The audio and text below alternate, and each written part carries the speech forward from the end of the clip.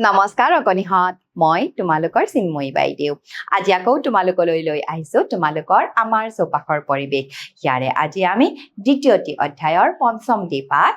বাগিচালৈ যাওঁ বলাৰ দ্বিতীয়টি অংশ আলোচনা কৰিম এতিয়া এই দ্বিতীয়টি অংশলৈ যোৱাৰ আগতে আমি ইয়াৰ আগৰ অংশটিত কিনো শিকিছিলো অকণমান মনত পেলাওঁ আহা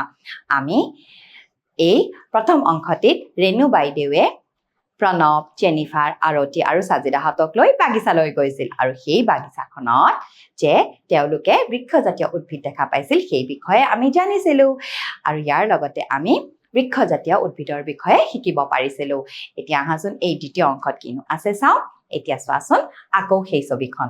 এয়া চোৱা ৰেণু বাইদেউ আৰু এয়া হৈছে প্ৰণৱ আৰতি সাজিদা আৰু জেনিফাৰ এতিয়া তেওঁলোকে আৰু কিনো কথোপকথন কৰিছে চাওঁচোন আহা এতিয়া চাওঁ জেনিফাৰে কিনো কৈছে জেনিফাৰে বাগিচাত জকমকাই ফুলি থকা ফুল গছবোৰলৈ চাই ক'লে এতিয়া চোৱাচোন বাগিচাত বহুতো ফুল এনেকৈ ফুলি আছিল আৰু এই ফুলি থকা ফুলবোৰলৈ চাই জেনিফাৰে ৰেণু বাইদেউক কৈছে বাইদেউ এই ফুল গছবোৰ মই চিনি পাইছো এইবোৰ গোলাপ নাৰ্জী জবা আৰু খৰিকাজাই ফুলৰ গছ এয়া চোৱাচোন বাগিচাত জেনিফাৰে নাৰ্জী ফুল দেখা পাইছে গোলাপ ফুল খৰিকাজাই আৰু লগতে জবা ফুল দেখা পালে আৰু সেই ফুলবোৰ দেখা পাই চিনি পাইছো বুলি ৰেণু বাইদেউক কৈছে তাৰ পিছত ৰেণু বাইদেৱে কি কৈছে চাওঁচোন আহা ৰেণু বাইদেৱে কৈছে এই গছকেইজোপা যে দেখিছা এইবোৰ বৃক্ষতকৈ চাপৰ আৰু জোপোহা গা গছবোৰ বৃক্ষৰ দৰে শকত নহয় এই গছবোৰেই হৈছে গুল্মজাতীয় উদ্ভিদ এতিয়া চোৱাচোন এই ফুল গছবোৰ চাপৰ হয় নহয়নে বাৰু বৃক্ষজাতীয় উদ্ভিদবোৰ কিন্তু কি হৈছিল ওখ হৈছিল আৰু এই ফুল গছবোৰ বৃক্ষজাতীয় উদ্ভিদতকৈ চাপৰ আৰু ইহঁতৰ গা গছবোৰ কেনে যেন দেখিছা বাৰু গা গছবোৰ বৃক্ষজাতীয় উদ্ভিদৰ দৰে শকত নহয়নে বাৰু আৰু সেয়ে এই গছবোৰ গুল্মজাতীয় উদ্ভিদৰ ভিতৰত ধৰা হয় এতিয়া চোৱাচোন ইয়াত কৈছে ডালিম নেমু জেতুকা আদি গুল্মজাতীয় উদ্ভিদ এতিয়া দেখা পাইছেনে বাৰু এয়া হৈছে ডালিম গছ আৰু এয়া নেমু গছ আৰু এয়া হৈছে জেতুকা গছ কেনে যেন দেখিছা বাৰু বৃক্ষজাতীয় উদ্ভিদতকৈ চাপৰ নহয়নে বাৰু আৰু ইহঁতৰ গা গছবোৰ কেনে যেন দেখিছা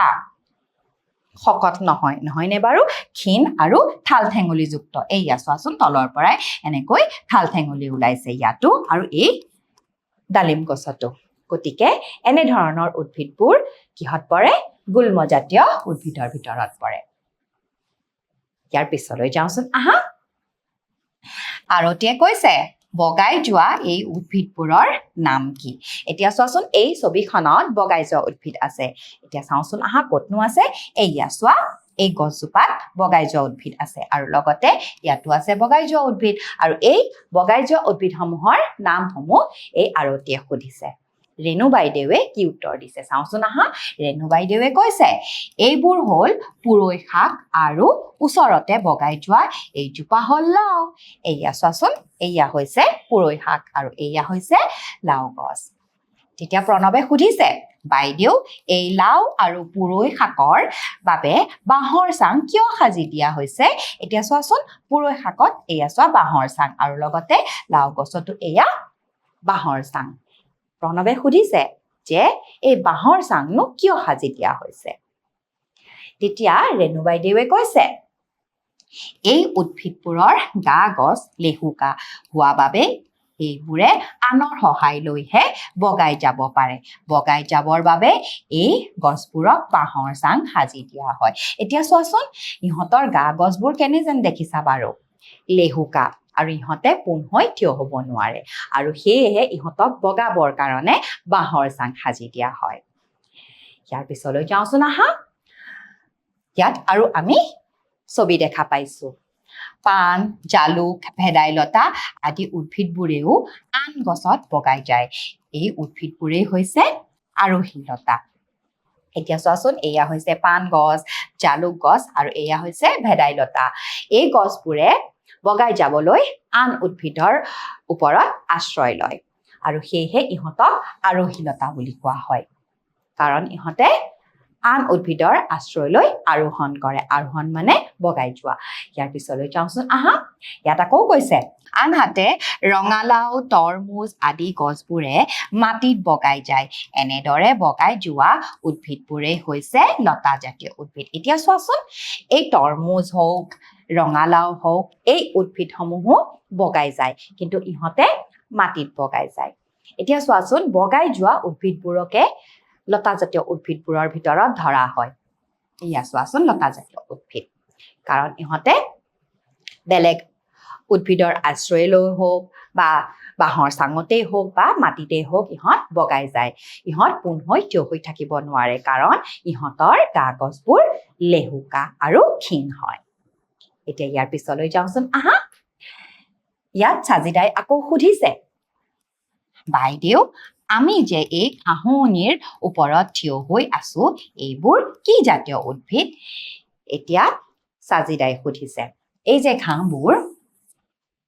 এইবোৰ কি জাতীয় উদ্ভিদ বাৰু তেতিয়া ৰেণু বাইদেৱে কৈছে যে এইবোৰ তৃণজাতীয় উদ্ভিদ ঘাঁহ দুবৰি বন ধান আদি তৃণজাতীয় উদ্ভিদ এই তৃণজাতীয় উদ্ভিদবোৰ সৰু আৰু ইহঁতৰ গা গছ কোমল এতিয়া চোৱাচোন এয়া হৈছে ধান গছ আৰু এয়া হৈছে দুবৰি বন আৰু এয়া হৈছে দুৰুণ বন এই উদ্ভিদবোৰৰ চোৱাচোন গা গছবোৰ সৰু হয় আৰু ইহঁতৰ গা গছবোৰ কোমল হয় আৰু ইহঁতে চাপৰো হয় গতিকে ইহঁতক তৃণজাতীয় উদ্ভিদৰ ভিতৰত ধৰা হয়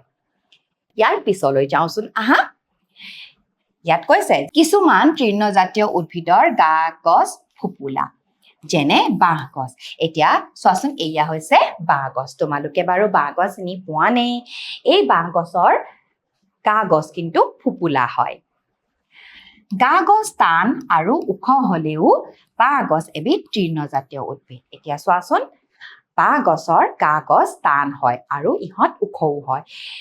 ওখ হলেও কিন্তু ইহঁতক তৃণজাতীয় উদ্ভিদৰ ভিতৰতেই ধৰা হয় পৃথিৱীৰ আটাইতকৈ ওখ তৃণ হল এই বাঁহ গছ চোৱাচোন বাৰু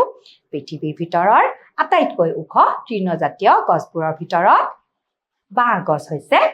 আটাইতকৈ ওখ তৃণজাতীয় উদ্ভিদ এতিয়া দেখা পালানে বাৰু এই যে আমি সদায় দেখা পাওঁ বাঁহ গছ এই বাঁহ গছ হৈছে কিন্তু তৃণজাতীয় উদ্ভিদ এতিয়া ইয়াৰ পিছলৈ যাওঁচোন আহা ইয়াত তোমালোকক কবলৈ দিছে কি কবলৈ দিছে চাওঁ আহা প্ৰণৱ আৰতি জেনিফাৰ আৰু চাজিদাই বাগিচাত কি কি গছ দেখা পাইছিল এতিয়া তোমালোকে কোৱাচোন প্ৰণৱ আৰতি জেনিফাৰ আৰু চাজিদাই এই বাগিচাখনত কেনে ধৰণৰ আৰু কি কি গছ দেখা পাইছিল বাৰু তাহাঁতি বৃক্ষজাতীয় উদ্ভিদ দেখা পাইছিল আম কঁঠাল আহঁত নহয়নে বাৰু বকুল গছো দেখা পাইছিল ইয়াৰ পিছত তেওঁলোকে জোপোহা জাতীয় উদ্ভিদ বা গুল্ম জাতীয় উদ্ভিদ দেখা পাইছিল এই যে ফুল গছবোৰ নাৰ্জী গোলাপ খৰিকাজাই জবা গছ নহয়নে বাৰু আৰু ইয়াৰ পিছত তেওঁলোকে লতা জাতীয় উদ্ভিদো দেখা পাইছিল